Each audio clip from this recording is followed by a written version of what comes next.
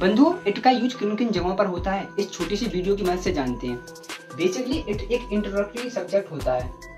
कई बार सेंटेंस में इट का कोई मीनिंग नहीं होता है, इसलिए इसे एम्प्टी इट भी बोलते हैं ना। इसका use day, date, time, year, season, weather को मेंशन करने के लिए होता है। जैसे इट इज वेडनेसडे टुडे, आज बुधवार है।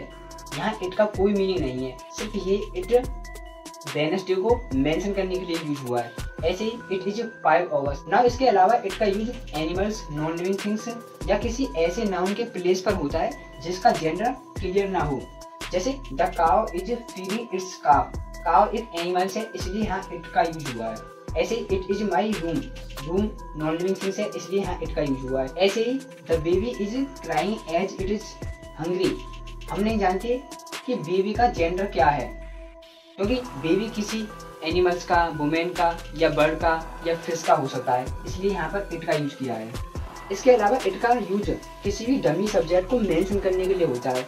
इसका फॉर्मेट होता है इट, उसके बाद सिंगुलर हैविंग वर्ब, उसके बाद डमी सब्जेक्ट। बट याद रहे कि ये जो डमी सब्जेक्ट है वो सब्जेक्टिव केस में आता है। उसके बाद सेंटेंस का अदर पार्ट। जैसे it is she who was a grumpy mood.